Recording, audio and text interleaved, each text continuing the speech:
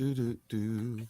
And we are live. Take it away, Sean. And we are alive on Woodward Pistons Table Talk on the Thursday night on the Woodward Pistons YouTube channel. It is Let's rock. Woodward Pistons Table Talk. Man, my boy Sean trying to put the Buffer family out of business. Y'all ready for this? What's going on, everybody? Welcome to Woodward Pistons Table. Welcome to Woodward Pistons Table Talk for the first edition in 2023. I'm your host, Sean Murphy, alongside my co-host, my guy, my partner in life, my main squeeze, my tall glass of Kool-Aid. Let's rock, bro. It's good to see you, brother. You look healthy. You look like you got some energy. It's good to see you, my guy. I'm feeling good. I'm feeling really, really good. The recovery is going well. Shout out to all my peoples for definitely checking in and everything. Hey, it looks like we got some comments already. Definitely, man. Shout out to Marvin Tolbert, man. We're going to definitely be getting more consistent on here, getting more content up here on the channel, introducing just been more resting a little bit. Personalities. Mm-hmm. Yeah, it's going to be dope. Yep, we've been the other thing, between health stuff, between life stuff, the holidays, it's that time of year, people. Man. Shout out, man. Hey, let's rock. Let's rock. We got Uncle Eldon. My boys, Kobe Bryant, Eldon Campbell. Dog, man, I missed this already. Oh my gosh. Hey, what is good, man? Yo, it's good to see the people back in here. It is, man. It's always good to see the regulars, man. But also joining us here today, my guy, Kid J. On his second Woodward Pistons Table Talk. Jay, what's going on, brother? How was your holidays, man? Man, it was good, bro. I had some nice food with the fam. I got to give my siblings some great gifts for like the first time this year. So yeah, man. Yeah. But, how did the by the way, last time we talked, I know like the last time you were on, you had like a project releasing and everything. How'd that launch go? How are you feeling? How's everything going with that, man? It actually did pretty good. Like so I game a lot, right? So I'd be playing with like friends and stuff, and every person that I've associated with has just been banging the album like crazy, and they're telling me like all they favorite tracks and stuff. So Tayshawn likes it too, bro. Thank you. Does Grant Hill approve? Yeah. I think he does. Where's Grant Hill at, bro? I left him over there, no. Well, hey, that's awesome, man. Be sure and go check out Kid J's work. You can find him on Twitter. You can find all of his work on Spotify, and I'm sure anywhere you can find music as well. But also, last and most certainly not least, it's my guy, Carl Collins, a.k.a. at Carl Collins Prod, the best up-and-coming video editor in Detroit. My brother, how are you doing? I'm doing great. It's great to be back. Dude, it's good to see you. It's good to hear your beautiful, majestic voice in my ears once again. It feels like it's my beacon of truth. Clouds, like hello. It's like when it's foggy and it's cloudy outside and I don't know where to look and go. It's like a beacon of hope that guides me through the midst. You know what I'm saying? People tell me all the time that I chose the wrong profession. I should be in radio. So, dude, there's that. I gotta get you like this microphone sometime, and I just gotta hear you go like, "We'll be right back." Smooth. B98.7. Hey, maybe we'll try that out sometime. Yeah, it's just like Star 98.5.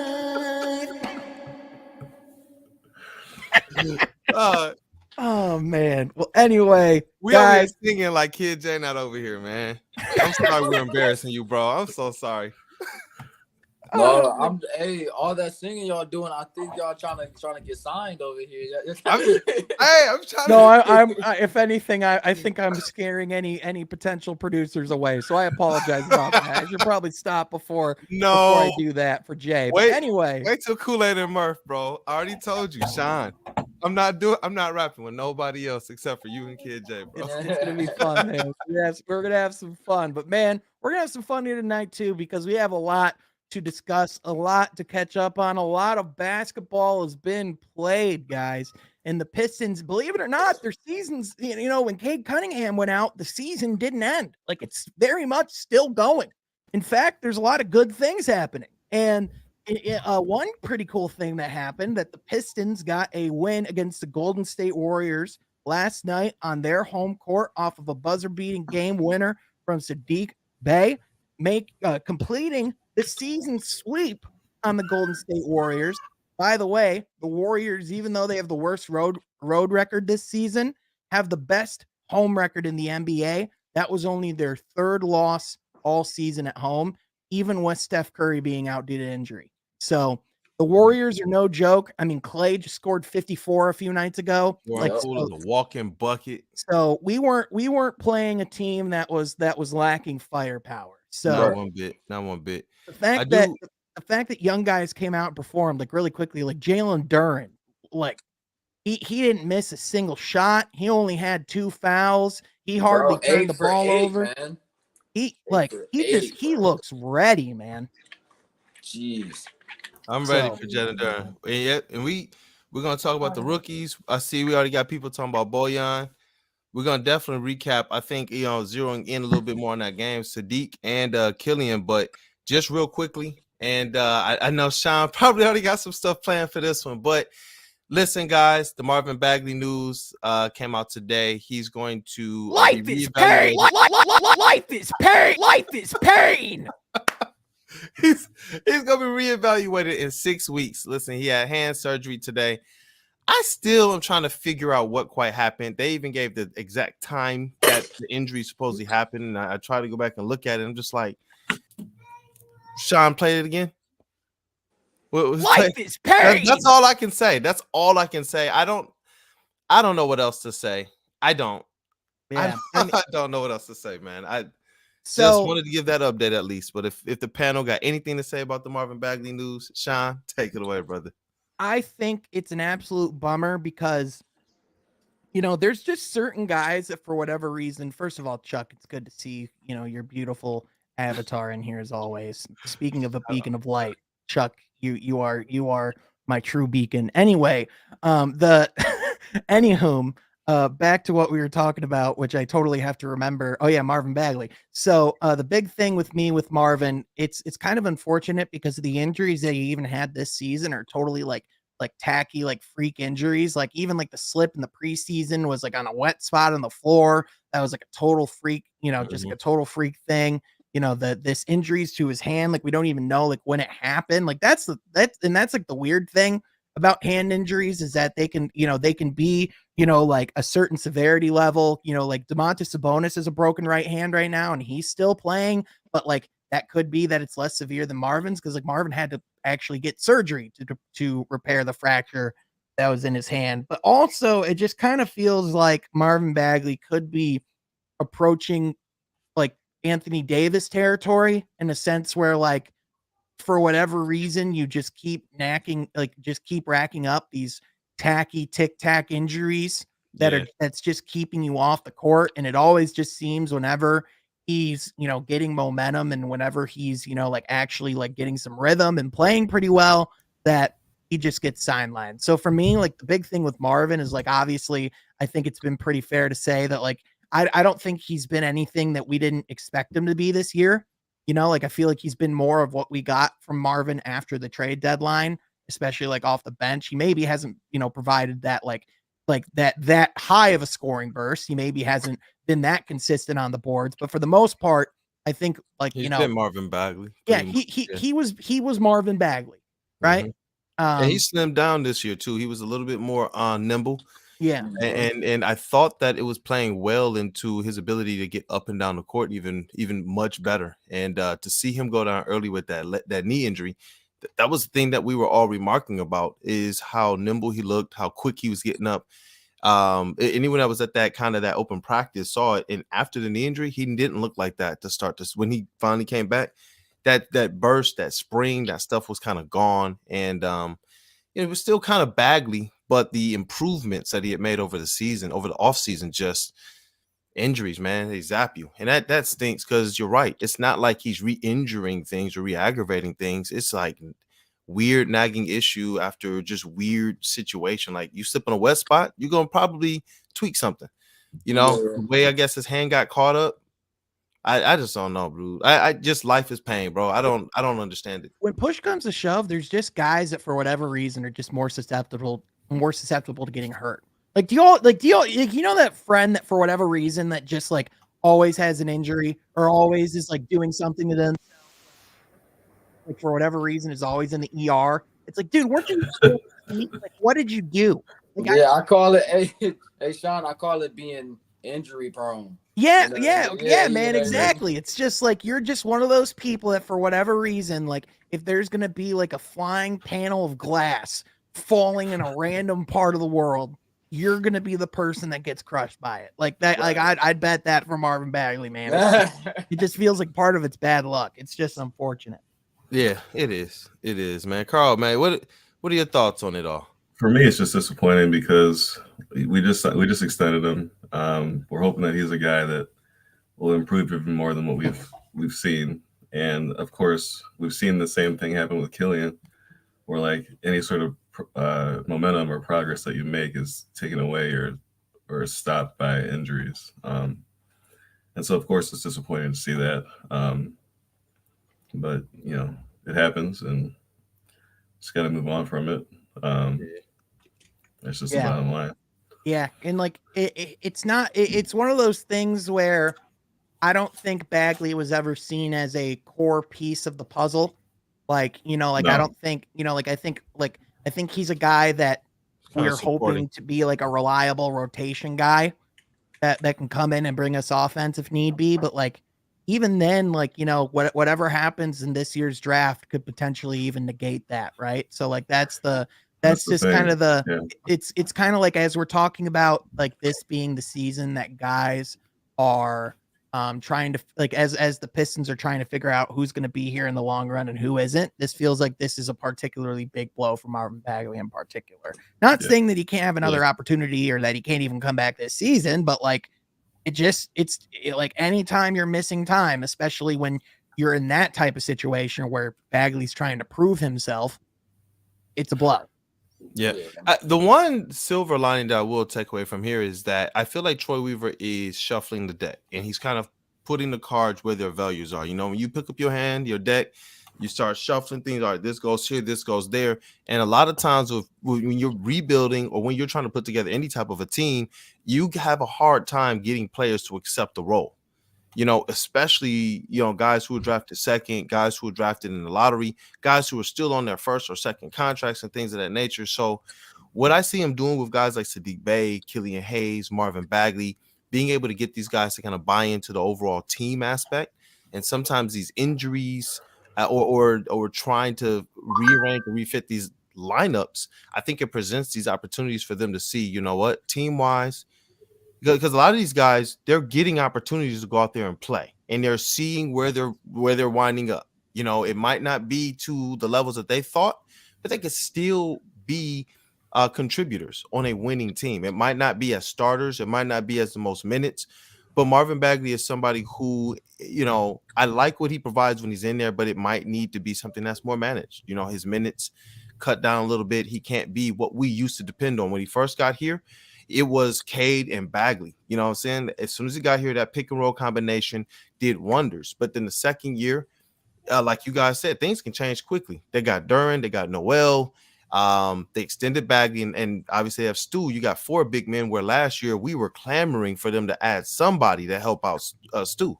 Yeah. So, you know, overall, I think I'm hoping that this type of stuff, you know, what if our bench in the future is stuff like Bagley, Killian, Saddiq Bey, because we have found or drafted or traded for or signed guys that are just better, you know, or with healthy competition. So yeah, and like when push comes to shove too, like, you know, like we said, like this is the season where, you know, it's all about figuring out who's going to be here in the long term. And because, you know, I know there's a lot of conversation, and you know, I heard, you know, there's, you know, I made some jokes about like, you know, like what Mike Valeni, you know, talked about, you know, like on his show last week, talking about how like this team can't be losing forever, that they have to be winning at some point. It's like there's been this conversation and this uproar and this like frustration that like these guys have to start succeeding soon. It's like, first of all, do you think the Pistons don't know that? Do you think the Pistons aren't preparing for that reality? And also, do you think, are you looking at what the future has in store? Because it feels like I have to constantly remind people the $60+ million in cap space that they're going to have available, the fact that they're going to have a all-time, that they're going to have the best odds in an all-time lottery, and no matter who they end up with is going to be someone that could be a perennial all-star for years to come, let alone a starter that can contribute right away. And we saw with Evan Mobley when he came into Cleveland, when the pieces were in place, Darius Garland, what that did for the Cleveland Cavaliers, and then they were able to ultimately go get Donovan Mitchell because they felt like they were in a place where they could ultimately go and exchange the roster and actually push their chips in the middle of the table. And now that we're seeing that that's actually adequately working out for them, like maybe we can actually see the weeds from the trees and we can actually understand like what's actually going on. And you know what, Sean? I feel like you. My brain, when I'm going through some of these comments, bro, it's just like, are y'all kidding me? That's why I put up Marvin Tolbert's comments. Bro, Trey Lyles was our starting center last year. Like it feels weird to say. Yeah. Now we have Jalen Duren. You know what I'm saying? Like, I don't know what people want, but if you're telling me that we had to go through a process and that Troy Weaver was going to make this process take half the time as Phillies, and we're going to get probably better prospects along the line, then you deal with what you deal with. And let's think about that. How many shots did Philadelphia have in the top 5 and top 10? And how many of those picks actually were a benefit to their franchise? 1 or 2? A lot of them are gone. Yeah. Literally and one of them, at this point, because one the of them other took 3 years to get to where he was at because he was injured. Even then, you had to give up multiple picks to give up Ben Simmons, who was your number 1 overall pick, by the way. That was the whole reason that you did the process, let alone Troy Weaver getting multiple first-round picks per year a la Brad Holmes. Like, if you want to, like even though there's not like the insane win streak in the playoff hopes like the Lions, there's still a lot of insane progress going on in Detroit. Bro. Like the Flash might not be there right now. The Pistons are better, but you know why? You know why they're still at the bottom of their conference? I told y'all before this season, the rest of this league got better too. And this was going to be a really difficult year. If one little thing went wrong, it was going to collapse, right? What happened? Mm-hmm. That's the crazy part is that people they come into the channel sometimes, they'll say things like, y'all going soft on them, y'all making excuses. I'm like, before the season, our whole crew sat and put it on wax that we believed this team was going to be somewhere between 22 and 30 wins, depending on what happened. We believe that at best they compete for the play-in. We pondered, are they a team that can be like the Cavs and compete for that 6th seed? We all said no. We all said at best with Cade Cunningham playing at an all-star level, play-in. So if we're looking at this thing from a standpoint of actually, when we sit down and tell you guys we're trying to bring you the best coverage, we peg this and we're trying to sit down and look at the stats, looking at the trends, and what Sean said. This is why I love the fact that we have somebody that focuses on the NBA, knowing that the NBA got better. Between Sean and Rod Beard, both of them stated, look, guys, it's kind of bleak. There's a lot of teams. Like, can you name 5 teams in the Eastern Conference that the Pistons were better than? Rod and I went through that list, and we were just like, dang, we can't do it. We got like three names. That was it. And they've beaten those teams this year. You know, it was like Orlando was one of them. And we thought that even. We were like, you know what I mean? So I don't know. We pegged this team for where they are in the development, and it's okay to take it as such because we know where this team is going. Everybody said before, right, that it was 2 to 3 years out. Everyone knew what the window was.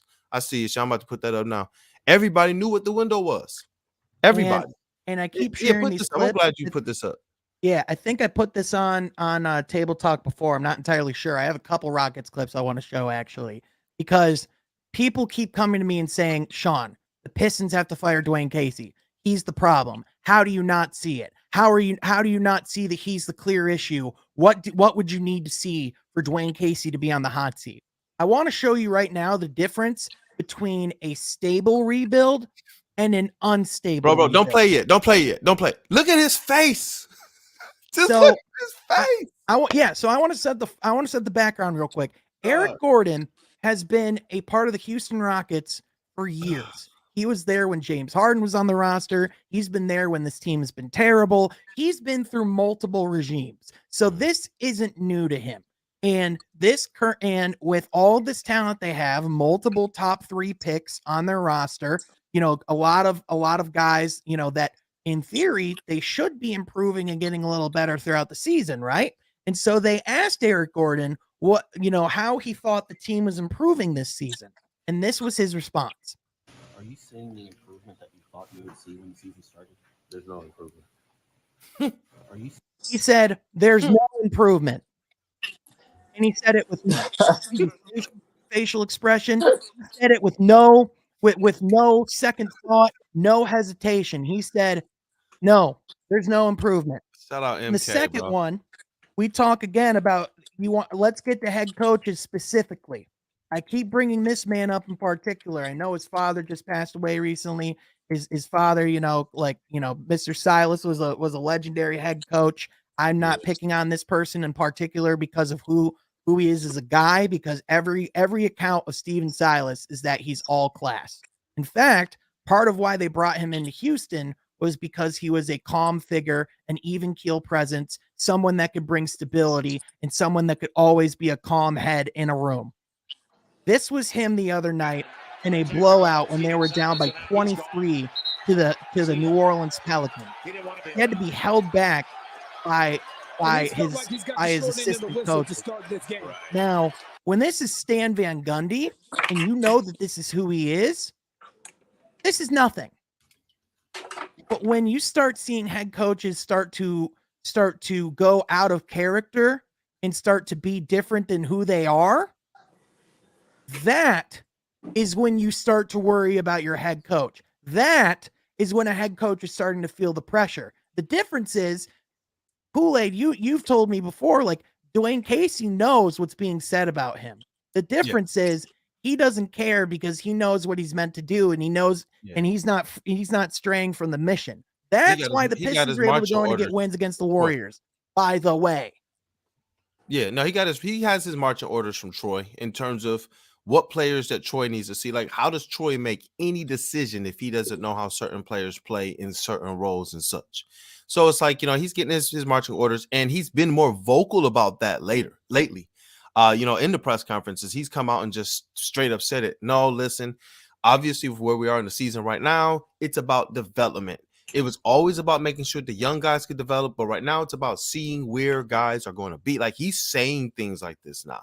And Troy Weaver stated it too, that coming into the season, you guys have heard me say this on multiple platforms, that he was going to judge this season based on the full complement of roster, based on all their players here. He was like, this is the year we have it. And then, like we started off the show with, they instantly got injured. I like, even Alec Burks, we continue to say, look, Burks and Knox and hopefully Noel. We said we had to see what's going to be with Noel, but we knew, we were hearing from people, Burks and Knox, they're going to contribute. To not have those two, not have Bagley, and you're starting two of your starters right now who are rookies. They're rookies. These guys started the season with no NBA experience. You know what I mean? It's just, it was a lot going on there. So now Dwayne Casey is continuing to say, not only are they focusing on developing the rookies, but making sure that they know what their plan is in this most crucial offseason. They can't get this one wrong. They can't. This is the offseason they have to get right. And I believe that's why they're going to be even more guarded with Bojan, because though Bojan can bring in some good assets, I believe in the vision that Troy Weaver kind of saw, with how he and Cade Cunningham could work. And I still am kind of curious in seeing that. What's up, kid, Jay? Hey, B, my phone about to die, but I'm going to switch to my camera on my computer. Yeah. Oh, yeah, okay, brother. Definitely, brother. All right. Definitely. But the big thing, so Dwayne said it in the comments right here. The second comment where he says Pistons at least are establishing an identity, and that's the exact difference. When you're looking at a rebuild, what you want to see is how it evolves over time. Is this team have a distinct identity? Do they know what they're doing, and do they know where they're going? Right? Like with the Pistons, it's pretty abundantly clear what they need, right? Like, we need some athletic wings who can defend and hit some threes. Like that's what we need, right? And it's pretty obvious that's what we need. Houston, can you tell me what they need to improve? the foundation of our roster. Like But our literally fan base is too spoiled, as Dwayne a said. foundation. That's what they need. Mm-hmm. Or maybe stop trying to run a shooting guard as a point guard. Maybe Yeah. that's a thing you could But- try to do, but that's a whole other conversation for a whole other day. We look. I got killed for this, man. I remember when the Pistons traded KPJ, and on draft night, you know, they instantly traded him. People were like, why? I'm like, look, he's talented, but is he the cut of Pistons player that you want? And what did we see him do? We saw this man. What was he throwing food at his coaches, Sean?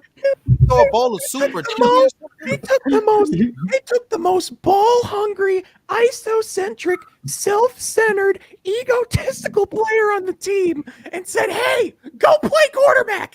Like, what are you talking about? You gave him the keys. Like, what were you thinking? It's like taking a toddler and saying, "Hey, drive the Lambo." Like, let's go. You know what I'm saying? Like, what are we doing here, man?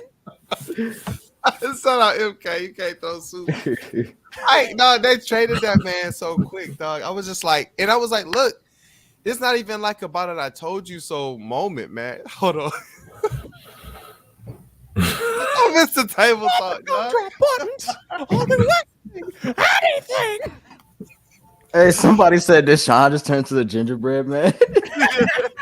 Do you know the Muffin Man?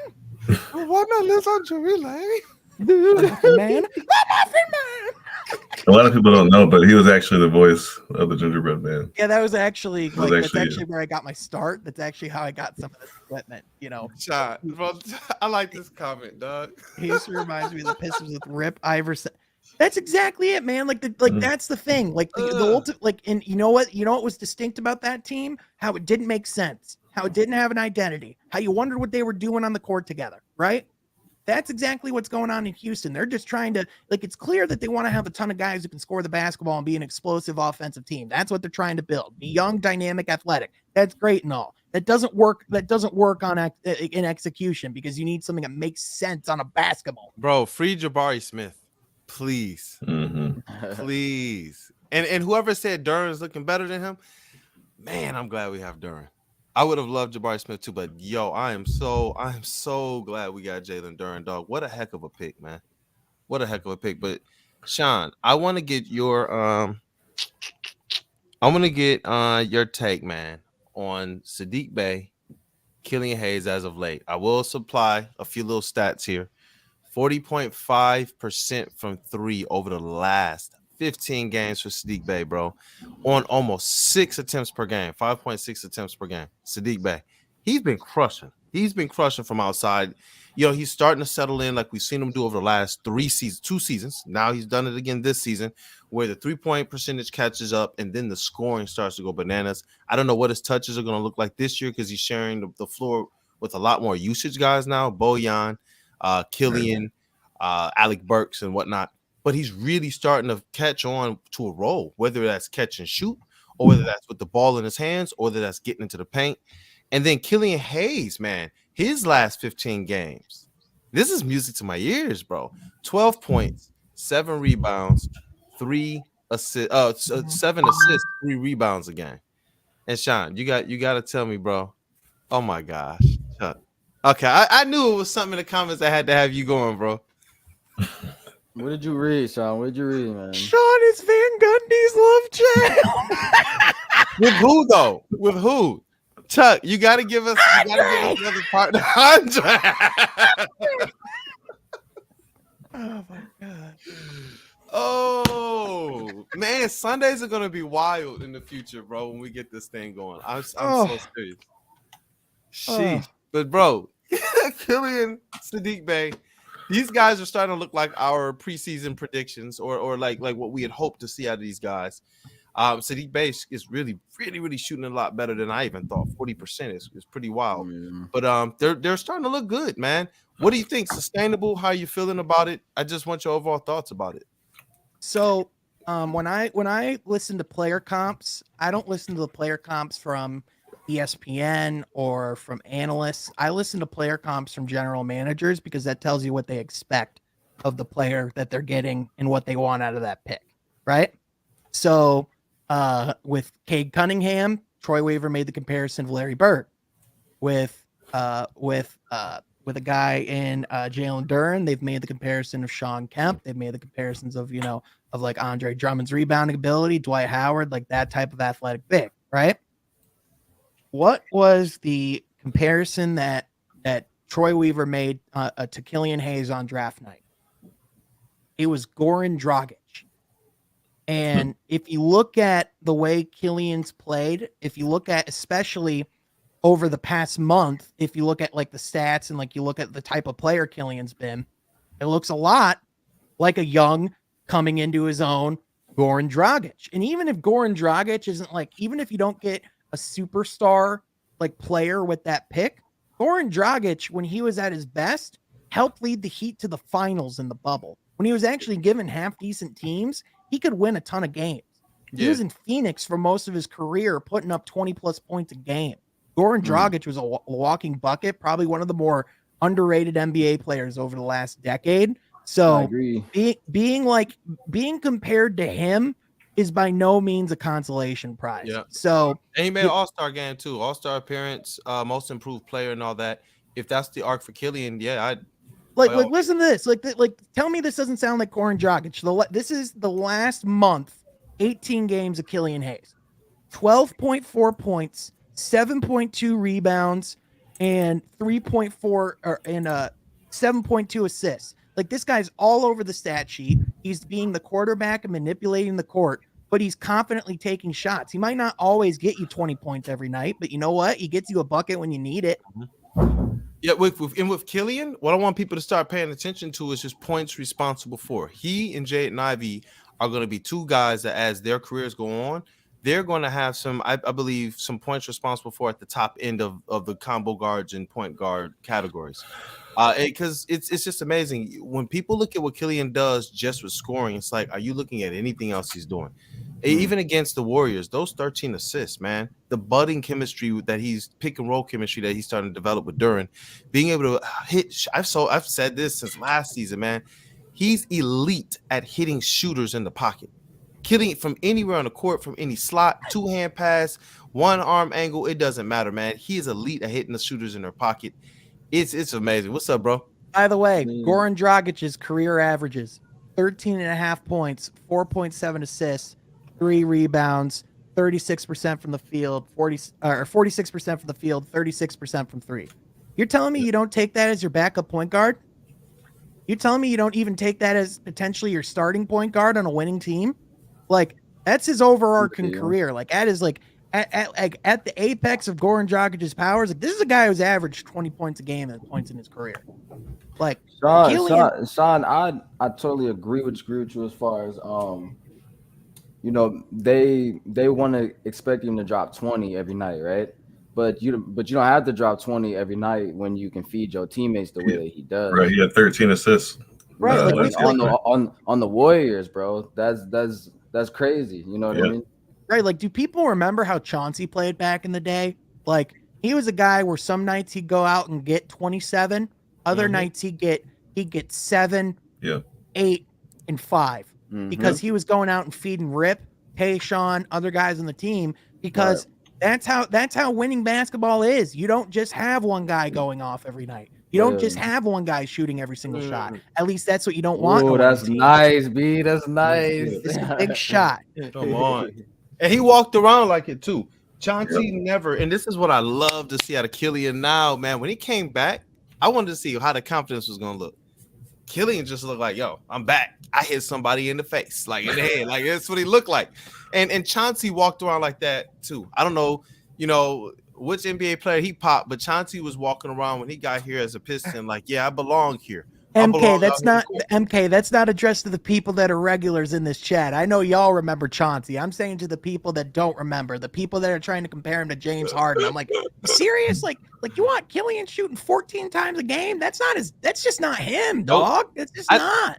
I love the fact that Chauncey, you would just look at the stats and people, he's only averaging 16 points and 6 assists. And it's like, bro, for real, that's what you're gonna say?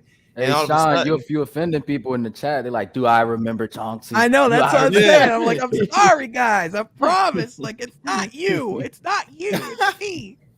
Boy, Chauncey used to just go to town whenever it felt like he needed to just remind people, Oh yeah, I can get buckets. That was the thing. Is like he came in and everybody was like he's more of a shooting guard because they knew he could get buckets.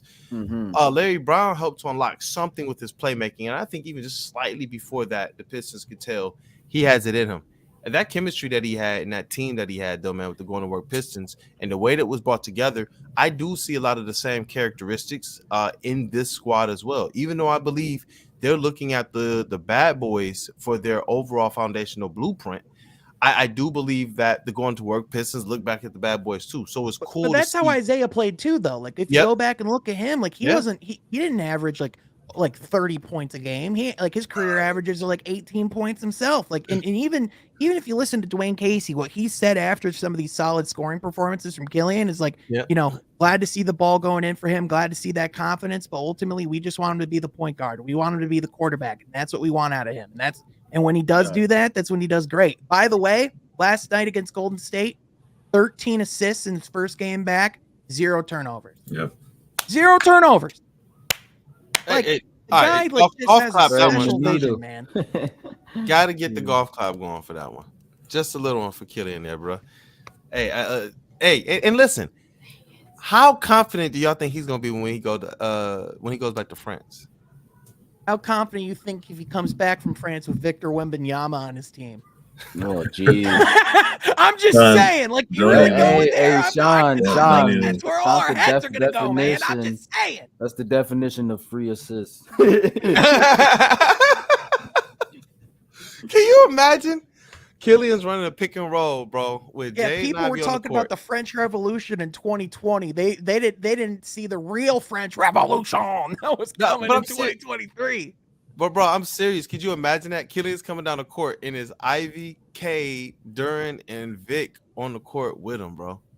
Jeez. Just toss it towards the rim. We all got it. Exactly. That's By what the I'm way, saying, whenever the man. Pistons get these types of wins, it's going to change the entire way that we. Yeah. Oh, I'm sorry, y'all. I'm not trying to interrupt. Oh, hey, Carl, anyway. I feel like I knew what you was gonna say. It's gonna change the entire way that we play the game. Not we play with the whole. He's gonna change the game. Like, oh yeah, yeah. I can't imagine getting it, man. Like I can't. Yeah. You better imagine it. You better imagine it. Carl already got the tape ready. Whoever we get in that draft, we're gonna be A-okay with. But like, obviously. I mean, like, if in the event that would happen, we'd be talking about something that starts with a D and ends with dynasty. So that's what we would be talking about if that happened. But anyway, guys, like, I mean, you talked about Doug dynasty. That'd be potential dynasty conversations, 100%. But I think the big thing, like with Saddiq. And I touched on it a little bit in the video I released earlier today about the game. I think the big thing with Saddiq is that he stayed mentally ready and that he's embraced that role of being the sixth man. And like last night was like the ultimate proof that if you stay ready, your opportunities will come. Like you're like, you'll have your moments, you know what I mean? And I think for him, like the fact that he didn't take that role coming off the bench as demotion, but rather as like Dwayne Casey's called him, the sixth starter, to be able to come in and anchor that unit and have more responsibility and, to be trusted in those moments because of his good play, but also because, he still has that value to this team. Like, I think that's like an important like evolution for Saddiq to like be able to take whatever role he's being given, play in whatever position you're being put in, because there's certain guys, if you put them on the bench, that you lost them. Like they're disengaged. So like the fact that Saddiq is like staying ready, is able to go out and have nights like he did last night. Like that's what you want to see out of your young players in development. So personally, why would I trade that guy at the deadline? I don't know. True. Yeah, it meant, bro, and that's what I've been kind of preaching. As people continue to say, "Oh, he's starting slow. Oh, trade him. Oh, we got Bojan. We don't need him anymore." I'm just like, y'all. First and foremost, this is what he's done, and it's because of how he's developing. He's working on parts of his game. Now, all of a sudden, we see a Saddiq Bey that can lead the team in free throw attempts. Now, all of a sudden, we see a Saddiq Bey who, if the shot's not falling, he can still contribute in other ways. He can get into the paint. He can get into the mid-range, just trying to run them off pick and rolls more. It's a development year. How good is this team going to be when they're ready to contend? And two, we've all been talking about this. Troy Weaver has been privy to the OKC team that got built up, and because of their young players could not kind of, understand the whole aspect of dynasty, the whole aspect of what you could be. People wanted to choose kind of what they could be individually to lead their own teams or to be one of the big three rather than fit into the cog. It broke things down. It cost them, in my opinion, probably a championship. But also, I think he's also taken those mistakes and the things that he's learned from that dynasty, because one of the things that he said, or from that potential dynasty, because one of the things he said from day one here is that it's about having the right people in top of having the right player. And the big thing is, as great as all those players were individually in OKC, the way that their personalities were, the way that they were all personally wired, they all were eventually going to want to have their own team, have their own personal individual success, and they were never going to be able to truly put that aside for the goodness of the team going long term. Whereas the guys that are coming into Detroit right now all have that intention of wanting to see each other succeed and have that love and desire for each other. That's been something they've been intentional with day one, and that's part of why it's important to have guys like Cade, because he's a number one pick as a person beyond being a number one pick as a player. Like, that's just the reality. Yep. And they all state that this is what Troy preached coming in, and it's different than before, because we heard previous teams talk about brotherhood and family and this and the other, and then all of a sudden you hear things that leak that this player had beef with this player, this was going on. We heard the buffoonery years. I know some, there were some things that happened during the Drummond years and all that. This squad, though, you kind of feel it from top to bottom, especially with what they're all stating. That, like, they're fighting for and they're playing for Coach Casey. They're all stating that Troy Weaver has established kind of an identity of family with this team, an identity of learning how to play together, learning how to play a role. And they've continued to state, Casey has said that since the rebuild has started, it's not about who starts, it's who finishes. And it doesn't matter if you're coming off the bench, you could get 30 minutes a game, and that's what we're seeing. Very good balance. A lot of guys getting it. Like, I've seen 3-3 in their last 6. They're improving.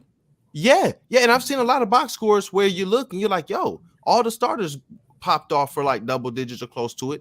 And then 2 or 3 bench players have also went off. There's been a couple of times where the bench scored 60 or 70 points this year, man. Straight up. And so Saddiq and Burks alone last night off the bench combined for 32. Yep. Man. By the way, Alec Burks, that shooting streak he was on last week, bloody hell, he literally between 2 games missed 2 shots. Yeah. 2 shots, and he's shooting threes, mid-range, contested. Like, he's not taking easy shots. Yeah. True teller, look, he's starting to bust out those slumps, man. He's just Saddiq Bey is notoriously a slow shooter, man. But if you look, like, that's what we pulled up the last 15 just to show you where his trends are. He's starting to do it again. He's shooting 40.5% on almost 6 3-point attempts per game. And he's averaging a good 12, 13 points per game without taking too many shots. If he was taking a lot of shot attempts, then that would be a problem. But he and Burks are finding ways to take somewhere between like 6 and like 10 shot attempts a night and get anywhere from 12 to 15 points, because they're also getting to the free throw line. It's been a good thing to see out of Saddiq Bey, to see if he was going to come back, because pregame, when we're getting down there and we're seeing it, and I know Sean, the last home game we went to together, you see Saddiq Bey shooting and he's splashing. You know what I'm saying? Like, it's just, I think it's a rhythm thing. I think when he goes so hard at bulking up, anybody who knows this, man, you go lift weights and you go do anything else, it's different. It throw your whole game off. Now he's starting to hit that rhythm. When we talk about who's been affected the most by all of the additions and all of the adjustments that have been made over the last year, it's Saddiq, because you bring in guys like Jaden Ivey into the fold. You give Isaiah Stewart an elevated role on offense and put him at the 4. You bring in a guy like Bojan Bogdanovic, who's so consistent and so good on the offensively that you can't take him out of the starting 5. And so Saddiq's in a position where he doesn't play the 2. That's not his natural spot. So where do you put him? Because when he was in the lineup with Bojan, truth be told, it was just hard for him to find his touches, because how many different guys in that lineup could all put the ball in the basket? Like, there was Cade, there was Ivy, there was Bojan, there was Saddiq. It was just too much. Like, they all, like, too many guys that needed the ball. Usage rate player. Yeah. And so for Saddiq, like for a guy that needs the ball in his hands, the guy that needs consistent touches to get rhythm, that being in the starting lineup at the beginning of the year, that was hell for him. So honestly, I think this change for him, this being coming off the bench, like not only have you seen the bench be better because of it, you've seen Saddiq be more consistent and improve because of it. So yep. It's a beautiful thing, man. It's a beautiful thing to see. It's almost like kind of Dwayne these Casey guys knows what he's doing respond. sometimes. Sometimes, right? Sometimes. Hey, B. So I've a question for you and Sean. So has Bogdanovic lived up to what y'all wanted him to? That's where we were going next, bro. Oh no, go ahead. Listen, yes, for short answer. I'm gonna let Sean take this part because Sean. I mean, like, let me get the bag of tricks, bro. I mean, what the do you want? Like, what else could you want? This guy's been incredible. He's been a borderline 50, 40, 90 guy for you. You look at his effective field goal percentage, which essentially takes all of his shots, the value of where they're at, and essentially says like what his effective field goal percentage is with all that.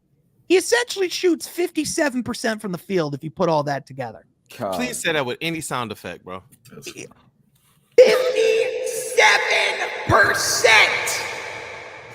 That's wild. By the way, 49% from the field is his actual field goal percentage, and he shoots 42% from three this year. Can you trade that?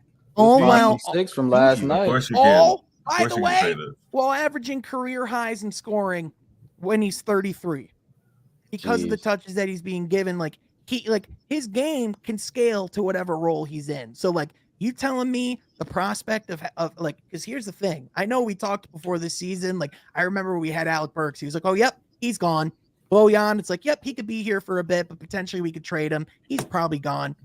Are you telling me that you guys haven't thought about the prospect of having a bench that has Bojan, Saddiq, and Alec Burks? Like, you Maybe talk about Bagley. the 3-point shooting that comes with that. Like, you Right, can, maybe you don't have to Bagley play them all at too, once. on But you top can of it. rotate them all in there. You would have an elite 3-point attack alongside Caden Ivey and those elite playmakers, man. So all I'm saying, you guys can talk about trading them all you want. I personally don't know what we're getting in the first round that's going to bring 21 points, 50, 40, 90, and all the efficiency and everything this guy's doing. Hold up, though. If it's Troy Weaver that we're talking about, that's the only thing. It's like he but even Troy Weaver, though, Carl, what percentage of players are averaging 50, 40, 90?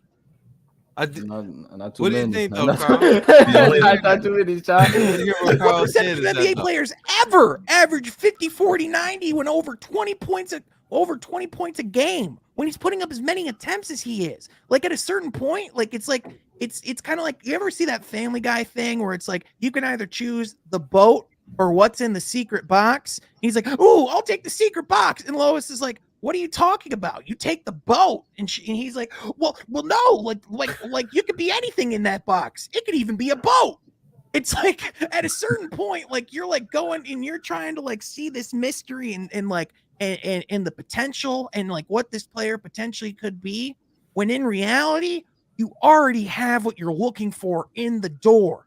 Like, that's all I'm saying. I guess my question is, do you see him as untouchable, or is there a deal? Oh, no. He's not untouchable. No, absolutely. Like there's a price. Like if like there's always a price. Like, especially. But just like Truth is saying in the comments, though, the only way we have to lose him is if we get a great deal on somebody. It's bro. got that's exactly it. deal.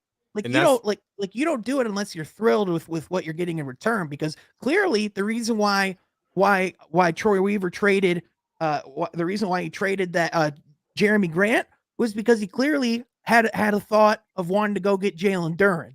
That was clearly why he did that, right? We can all agree on that. Yeah. He said it was, for Jalen Grant, he set the price. He said the same thing he's saying for Bojan, according to Jake Fisher of Yahoo Sports. What's his position? I want to make sure we get that on right. Senior NBA reporter at Yahoo Sports. Right. He stated that the price tag is similar to what for Bojan, similar to what Troy set for Jeremy Grant. It was basically 2 first-round picks, a lottery pick, or a high first-round pick, or a young player or draft capital to sweeten it. Unless we get to the draft time, and then he knows what he's getting, and that's when he pulled the trigger for Jeremy Grant. And we tried to tell people leading up to last year's trade deadline, I don't be surprised if Jeremy Grant's still on this roster. And when it got to trade deadline day, I was telling everybody he's not going anywhere. He's not going to be traded right now because the only teams that are calling are contenders. And what high draft picks do they have? You wait until the draft. You don't have to trade them. You locked them up for 2 years. That gives you the ability to say, you know what? We can vest this thing all the way out. He doesn't lose value after this season. Right. That those types of guys never lose value. And the fact again that and again, we talk about, like, Jay, to answer your question earlier, you asked if we're thrilled with what we expected from him.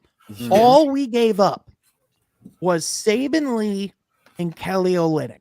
Saban Lee is currently a two-way guard for the Philadelphia 76ers, so he's no longer on the team that we traded him to. So we essentially traded Bojan for Kelly Olynyk. Let me ask you, Jay, would you rather have Kelly Olynyk or Bojan? Bojan. Every day of the twice on I Sunday, feel like right? the longevity is more there than Olynyk, man. Oh yeah, and he can do way more than Olynyk. Oh yeah, way more. Yeah. Yeah. So man, it's a freaking home run. Yeah. The fact you could potentially get a first round pick out of that too, heck yeah. Yeah. Yep. And I think that ultimately I'm not going to be shocked or surprised if Bojan is traded, obviously at the deadline or during the draft. If Troy sees what he likes, Troy is going to get it. And he's not just doing it just to have something. This has to fit into what's called the restoration.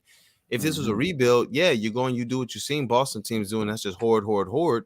And then utilize those things to continue to either flip picks or get drafted. Troy looks like he's going out there like a surgeon.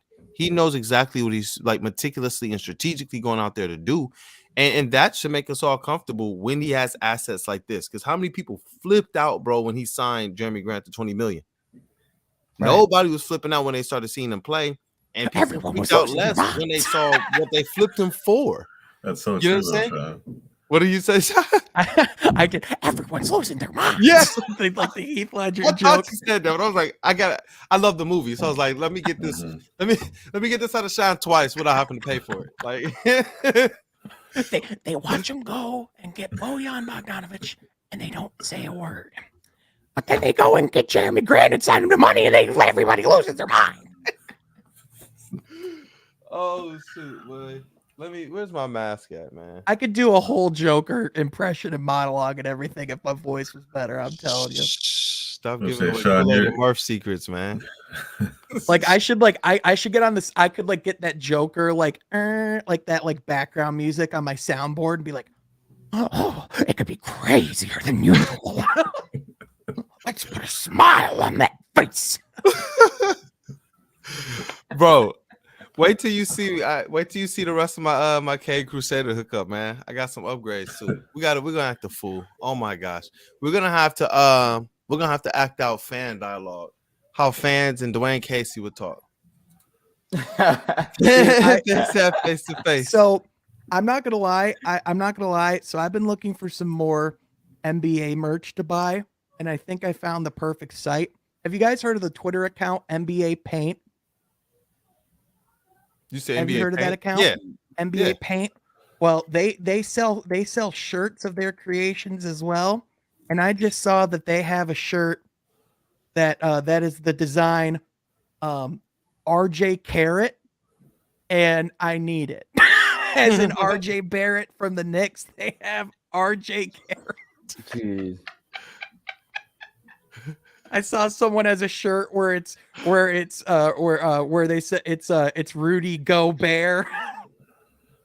Oh my god, bro! How can we do These this are with like one of incredible. our Pistons players? Oh yeah, we need to get like a Poison Ivy one. We need like some cool Jaden Ivy ones. I feel like that would be the easy one. I'm waiting for Sansa, the shirt company out here, man. They've done some pretty dope stuff. I'm waiting for them to do something with Poison Ivy. I feel like they would crush something like that, man. Oh, 100%. But look, before we close, we got to talk about these rookies, man. And people have been kind of talking about it, Jalen Duren. And I don't want y'all to forget about Jaden Ivey. I know that the scoring has kind of gone down just slightly over his last 10 to 15 games, but he's been stuffing the stat sheet. He's found ways to continue to put up 4 and 5 and 6 rebounds, 4 and 5 and 6 assists per game still while averaging 12 and 13 points per game. On the season, he's averaging 15 points, 4.1 rebounds, and 4 assists per game for Jaden Ivey, man. Like I'm impressed. That's more than I believed he would be doing. Obviously, as these dead legs hit, you want to see how he kind of battles through that to end the season. And then big Jalen Duren, man. I don't know what else you could say about Jalen Duren. I don't know what else you could say about him. Every game he's going out there and improving and impressing me more and more and more and more. And so before we get into those, I'm gonna start it off with Sean, but you gotta let me know, bro. What has you about to pop, bro? I just found the shirt I need. You gotta show it, bro, and then we'll talk about the rookies. Dennis Rodman. This just got Dennis Rodman playing tennis. I'm sorry. Sean is gonna lose it. Tennis Rodman. That's so good. Anyway. You like he's about to explode. You was like, man, I gotta know what's on your mind, bro. I was like, bro, you have to share this. Yeah, this site's too dangerous. My bad, y'all. Anyway, so the big thing I would say, like, you know, I think it's fair to say Jaden Ivey might have hit his supposed rookie wall. I think everyone goes through it at a certain point. I think the big thing is, you know, we saw him come into the league and have a lot of success, and then I think you saw scouting reports start to, you know, get collected. And I think you even saw the Benedict Mathurin too, like certain guys, like at a certain point, like they get the report on you. Right. Yeah. And when they get their first report on you, you have to adjust. The difference was with Cade, his rookie wall was right away because literally day one, he came into the league. They were defending him like a number one player on a team. So, you know, Cade never had that opportunity to come out and surprise anyone. Ivy and these guys, you know, they had that chance. So for him, it's just adjusting. It's just, you know, figuring and overcoming it. And he will. I think the big thing too that people don't understand is that when Killian was out of the lineup, that put a lot of pressure on him too. And especially the scouting reports, like, you know, they were defending him way, way, way tighter when Killian was out of the lineup. So I think having that space to roam again will only help him.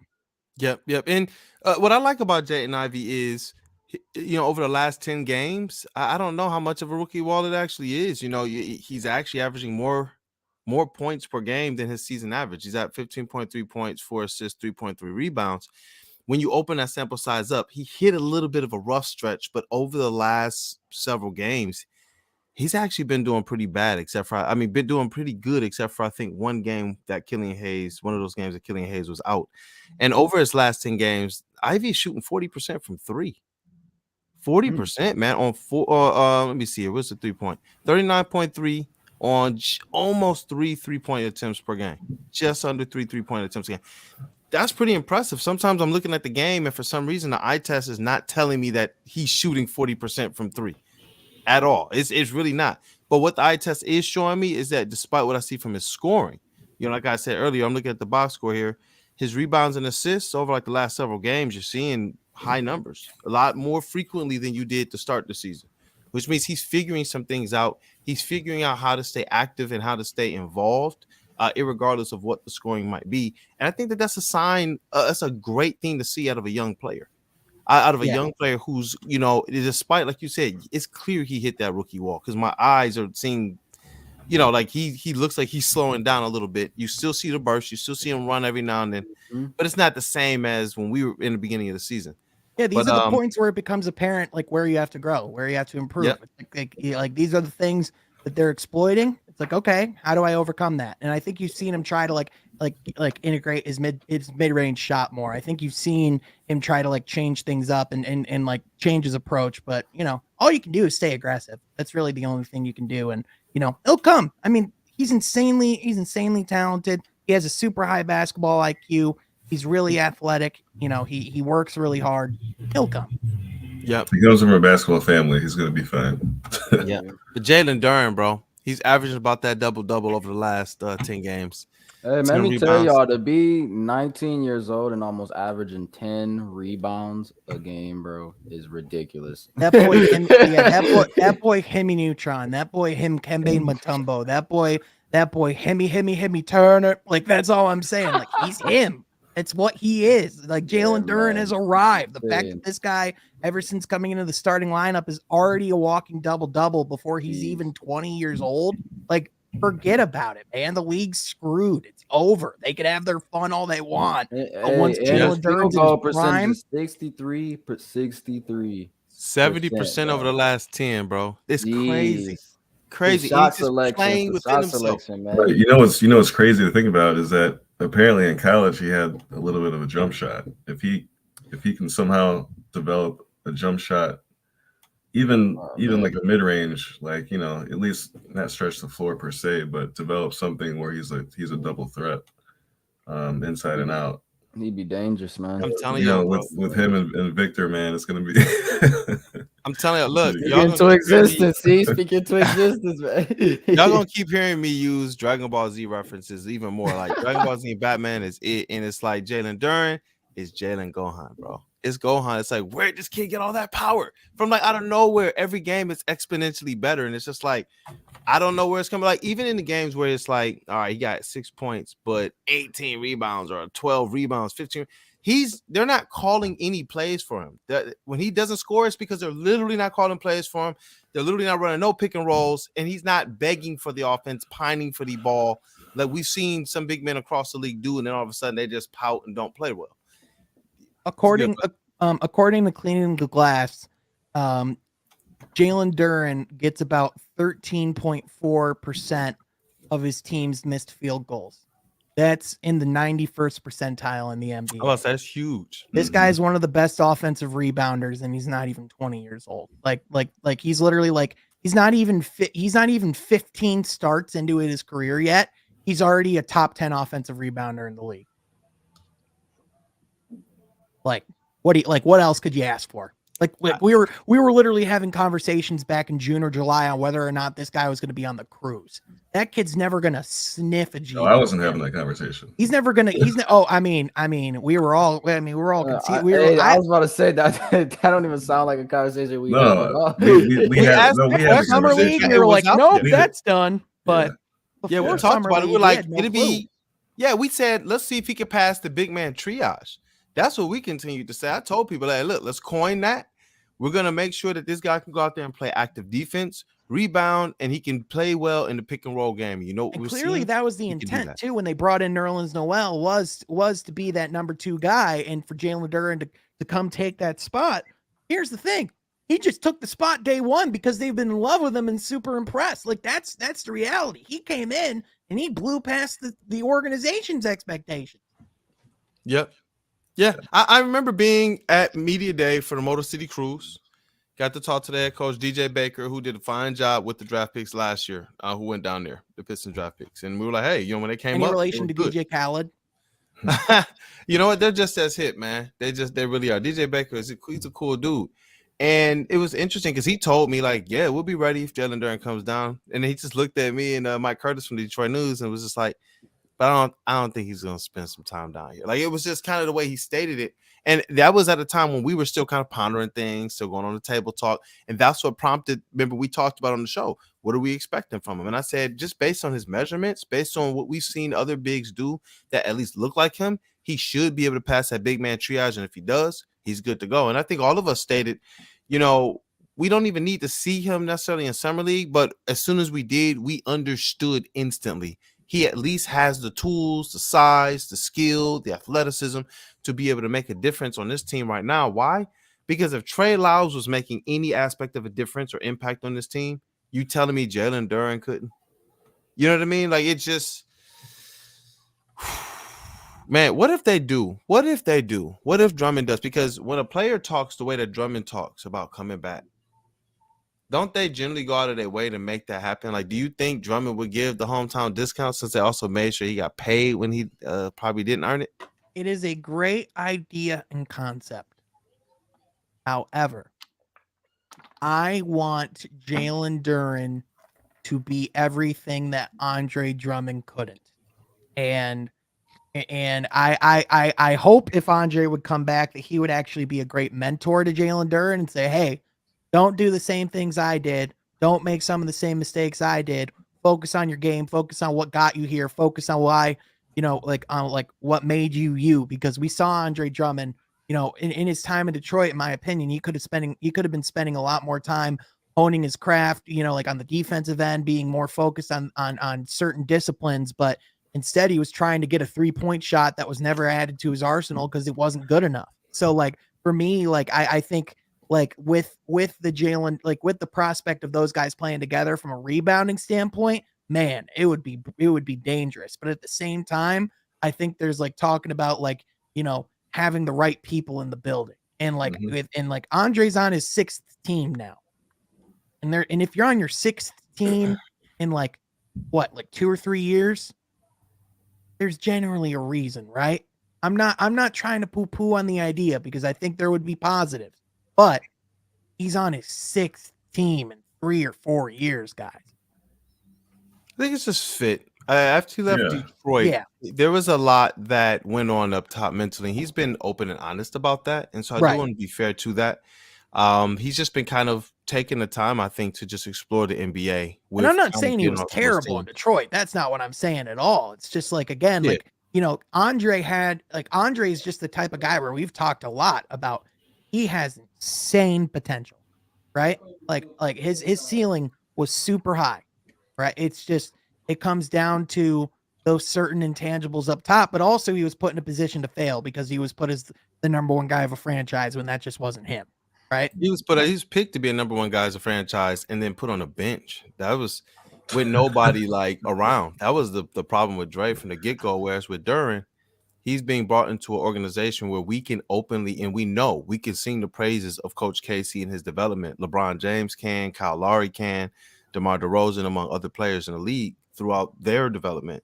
And so it's like, Duren should counted awesome that in college he had Penny Hardaway and Rasheed Wallace, and then he comes into the league and he doesn't just have Dwayne Casey, but Dwayne Casey's put together a pretty stout staff as it relates to development, film study, and things of that nature.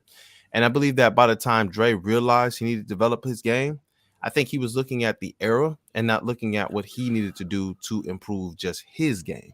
He got caught up in the threes rather than, hey, go out there and do some of the things Duren is already doing well. And that's, hey, I'm not going to be playing beyond my offensive game.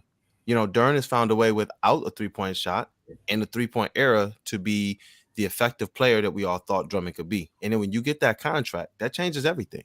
That's the one thing there. If he never got that contract, I think it changes things because most fans are saying for what he's getting paid, we could get Clint Capella. And I would talk to people and they were like, I don't really want Clint Capella. Like, I like Drummond.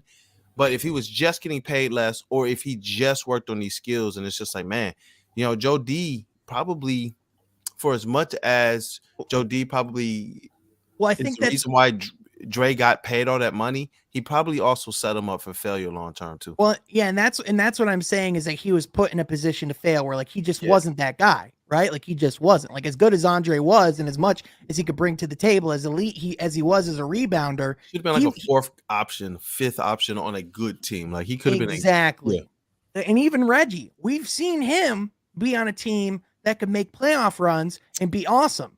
But Reggie in that situation was a 3rd or 4th guy. The problem was in that decade is that we were putting guys that were meant to be 3rd or 4th options on championship teams and making them our core pieces. And that's the problem. You can't do that. And that's why we keep telling people to just go right back to the beginning of the pod. That's why we keep telling people Troy is going to take his time to do this right. We have notoriously seen Pistons teams go and give guys the 2nd and the 3rd contracts who did not deserve them. Right now, what do we see this team meticulously doing? In the most kind of I'm not going to hurt your ego way, they're moving guys they drafted in the lottery to the bench, man. They're moving guys that we thought were going to be the long-time starters to the bench. They're already going and saying, hey, look, we're not going to let this stuff just play out. This is what it is. We like you. This is where we can see you. Whereas the old teams was just like, well, we drafted him. You get a check. Well, we drafted him. You get to just stay around forever. You're just going to start. It's just like, no, like, why? It's like, I have to watch this. It's just, it should make people, if you remember the old rebuild attempts, the old win now attempts, because it was never rebuilds. Nobody should look at what's going on right now and be a myth. They were patch jobs. Ugh.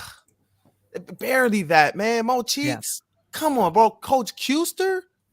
I love Michael Curry from the 2004 Pistons, not as a coach, bro. When they hired Are you Lawrence kidding me? Frank the season after, so, like the biggest, the Wasn't that when biggest, Drummond and again, we love the franchise, but the biggest indictment on the Pistons in that era was hiring Lawrence Frank the year after he started a season 0-18 and got fired because of it. Like, you can never hire a person to Bro, I take that chair forgot ever again. that.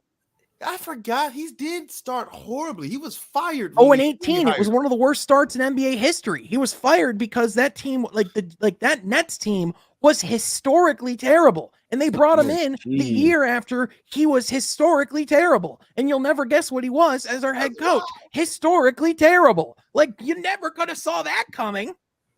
Well, see, that's the kind of thing that makes me I was question. 10. I knew that shit. That's the kind of thing that makes me not be so mad when people ask was Buffoonery. Mars like a decent GM. It's because, like, yeah, he brought us a championship, but I think he got lucky, to be honest. like how do you make those? Like, how do you bring in? Like, I don't know. I don't know. Well, he also I mean, yeah, obviously, like, luck's a part of it. Oh, because bro, he got a point. We did sign Josh Smith, didn't we? Yeah, that is a thing. Like It's like epitome of a guy that was literally That is never, a thing. he was never even a number one in Atlanta, and we brought him to be a number one when he was like in his 30s. Like, I was 10. I wouldn't do that shit in NBA Live. Why would you do that in real life? I was 10. That might be the quote from the night. I think it is. I think that's got to be right.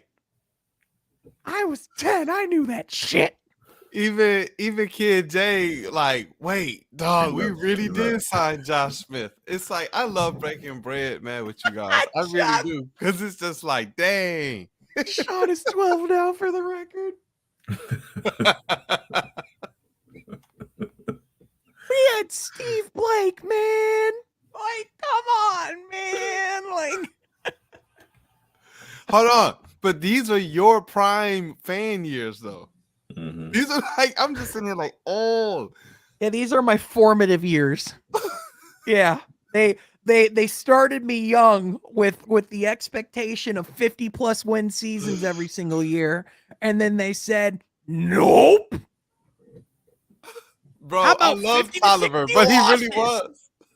The Like, Tolliverse was everything to us, bro. Yeah, he was. We were Tolliver so is- bad that we would Love sign good role players and they would become our favorite players. Yeah, and that's Dude, why when Bruce Brown got traded, we were all not me. A lot of us were up in arms, and that was the Son, first so time disappointed.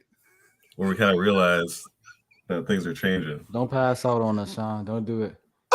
when we traded Bruce Brown, it was like And we Luke Kennard, bro. people are acting like we traded Kobe on draft night. Like, Yeah. people were acting like we did this atrocity where, don't get me wrong, Bruce Brown's a damn good NBA player. No, Sean, it was like we traded Chauncey for Iverson all over again. Yeah, Like, I get the fear of a guy going on and like being better like elsewhere and all that stuff, but when Bruce Brown was like on the rest of his contract, we weren't going to be able to do anything. Like, newsflash, he went to Denver this past season because he was an unrestricted free agent.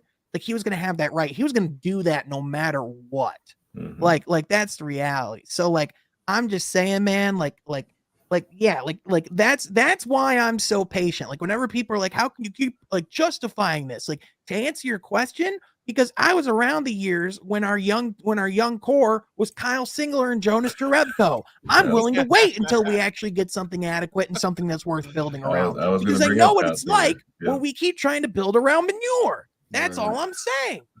He said around manure. I If think you're going to build on crap, it has to be fertile. It has to be firm. It has to be something that can actually bear fruit. Something It that can't can just grow. be shit for the You sake of got having Carl, bro. shit.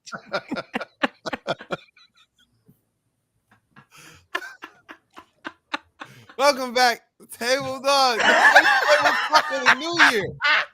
The first one. Oh, Sean, MK, you're so right, bro. dude. When I we can got get the Brandon both Knight, going. brother, Sean. I was on YouTube nonstop. Like, dude, Brandon Knight. I don't know if any of you remember the Brandon Knight era, but like Brandon Knight was like one of those prospects. Like in Which the one? beginning of YouTube, like he was like at the beginning of those high school prospects that went viral, right? So like Yep. Brandon Knight had cold tape in high school. Like this guy was supposed to be like the next coming of like Allen Iverson coming out of high school, right? Yeah.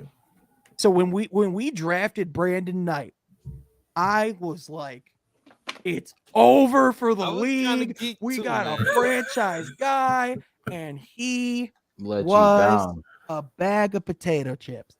So MK called it. Yeah. Oh. And then DeAndre Jordan killed his soul. And then, and then from there, I would say Kyrie shook his soul out of his body when he crossed him up on the rookie showcase. Oh my god, you talking about the And then- All-Star weekend? yeah. Bro. and then that was and then nasty. when DeAndre Jordan dunked on him and then went like that's when his soul could never go back into his body. That's when he was just a day walker. He was a shell of himself. Bro, call him I a bag remember of myself, potato bro. chips. I was so depressed of a Pistons fan. I remember being on social media, fighting people like, no, that's good defense. He's a little man. He did this. He stood up against the center, and then as I kept Oh, looking guys, at the play, I'm he like, is better than Kemba Walker. yeah. That was the type of stuff that was going on. I remember the Rising Stars game. Like, nah, he got Kyrie too. Like, think about it now. Like, Kyrie's Kyrie, bro. You know what I mean? It's just like, oh my gosh. And that's what I'm saying. We've come through some eras where we've seen the wrong guys. We've stuck with those guys. We've elevated those guys. We haven't seen the teams actually do the right things. How many guys do we see just forced into starting, forced into roles, irregardless of what they are or aren't? It's just here. This is what's going on. And it's Right, not you're to stuck bash here. these people either. Like I think when No.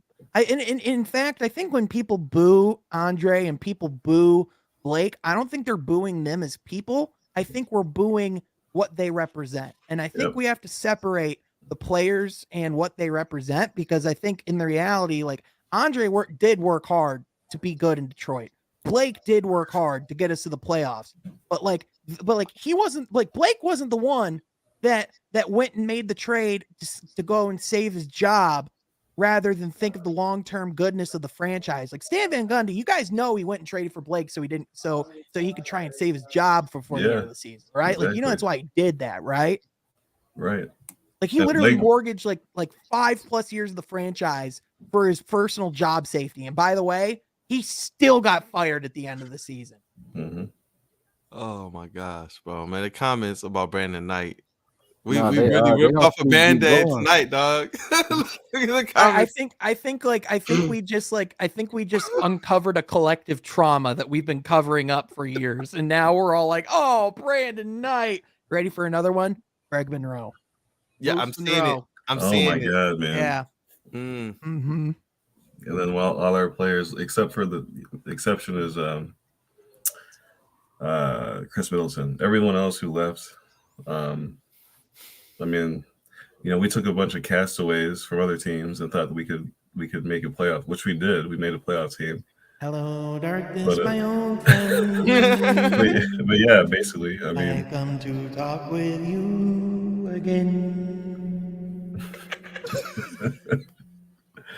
Oh, this was down bad. Yeah, listen, man, this is why we deserve whatever good is coming to the Pistons. And at the end of the day, the reason why I'm confident in the fact that they are going to be aggressive and that we are going to see some things coming in Detroit in the coming years is now that Troy Weaver has that extension, now that Troy Weaver has the proof of concept, now he's going to have full reins from Troy Weaver and the organization to go do whatever he wants to go build this team and make it what he wants it. So are you telling me that you don't think that Troy Weaver in the next couple of years isn't going to go and make a move and go and get a star and go and get this team ready to go and compete and contend? Because that's what he's here to do. Of course he's going to. Of course he's going to. That's the obvious next step. I mean, this is why. I mean, that's why this year Cade getting hurt is not a big deal. I mean, if anything, it's it's a blessing in disguise. Well, like if there's any silver lining, it's the fact that he's supposed to be fully healed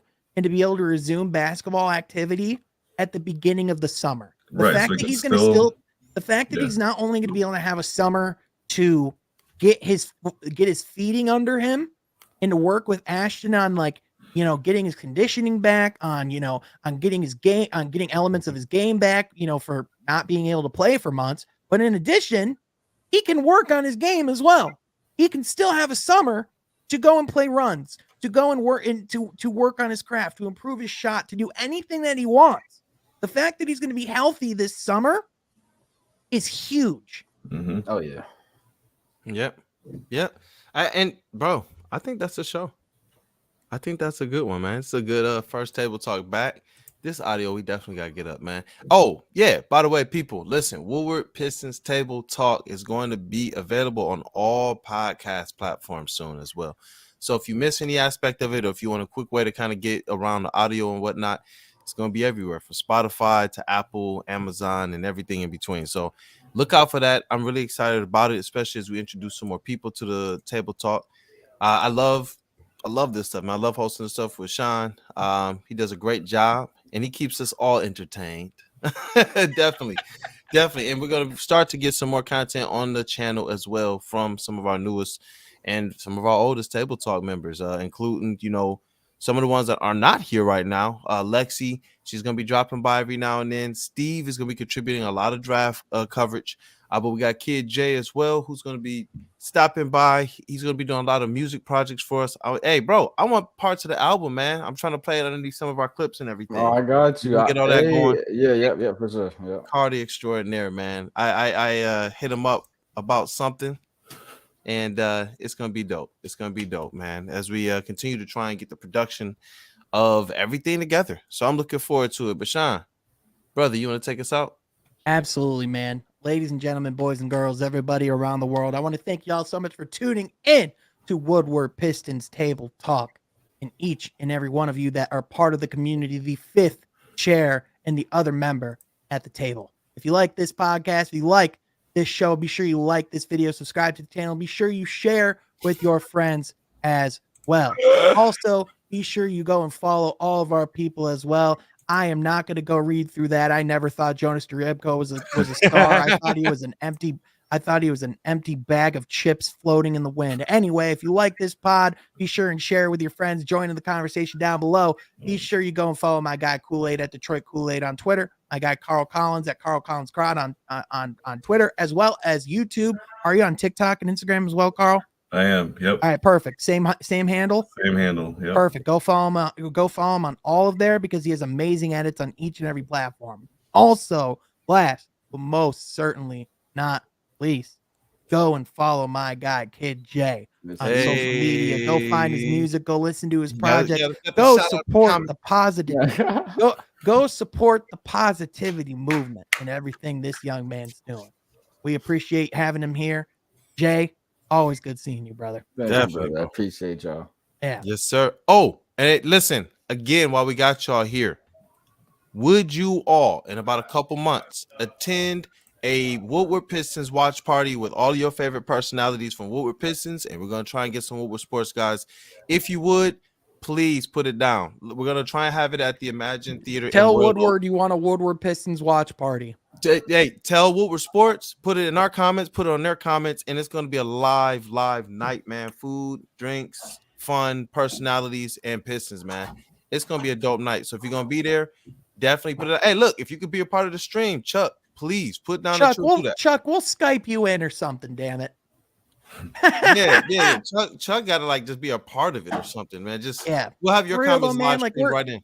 We're gonna create experiences where we just want to interact with y'all and just be part of the community, man, because this is what it's all about for us. But also, I do want to say as well, I did tweet this out, but next week I am moving into a new apartment, and with that I want to be doing a lot more content. I want to be doing a lot more with, my guy Kool-Aid over here with Kool-Aid in the Murph. We have some pretty cool things coming that we can't quite talk about yet, but also on my end, I'm going to be doing so much more streaming. So be sure you go and subscribe to From Half Court, because I want to do watch parties. I want to do tier lists. I want to do debate nights. I want to do all sorts of stuff.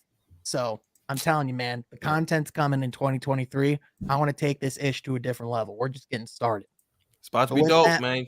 Y'all about to see us on Woodward Sports. It's gonna be a fun time. So if you haven't already, click that subscribe button and like the video as well. And with that, folks, thank you so much for tuning in. We love each and every one of you. Insanely grateful for you all. We will catch you guys next week. Same time, same place, same faces. Woodward Pistons Table Talk. Hey, I need that auto-tune, bro. It's been too long. And we out of this bitch in the Woodward Pistons Table Talk, baby. Hey, for the new year. Thank you, Sean.